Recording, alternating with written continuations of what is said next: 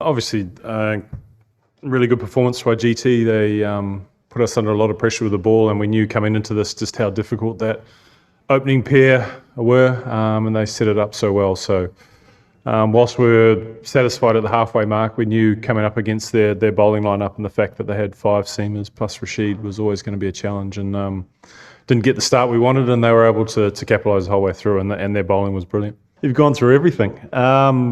Look, I think they're a formidable team, and I think they definitely have their own style, but I think they can adapt too. I think when they need to score the 220s, the 230s, there's absolutely no reason why they can't. So I think they play the conditions exceptionally well, and these conditions in particular where they're well suited. And I think mainly for us, it's coming up against that bowling lineup, and they were very impressive tonight. So we always want to get off to a good start. That's our MO through the power play. And today probably, even though they bowled exceptionally well, a couple of fortunate dismissals the first 2, and then from there it was tough to really regroup, and they just keep putting pressure on. So, I mean, there's a reason they're at the top of the table, because they've been playing so well, and it's not just about these conditions. I think they can adapt to anywhere.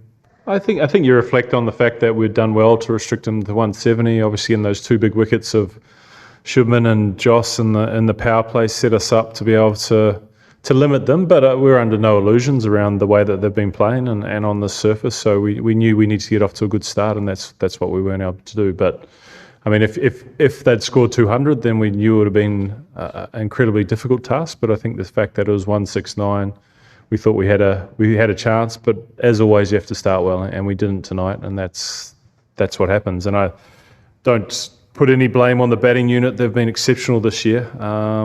Every team throughout the IPL is going to have their small blips once in a while, and ours was tonight, but I don't see any reason why they won't bounce back. No, not really. I think that's the nature of the game, that we don't expect our bowling unit to be perfect. I think Shakib's last over was brilliant.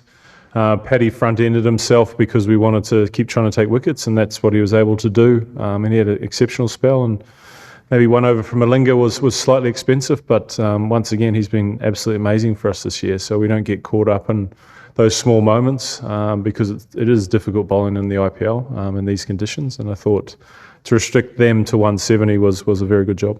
No, I mean, when it's 23 for 3, I mean, the fact that we sent Samaran in, we knew that we wanted to push Classy back a little bit to have him more of an opportunity through those middle stages, but sometimes you have to sit back and say it was a really good bowling performance, and we saw that on numerous occasions.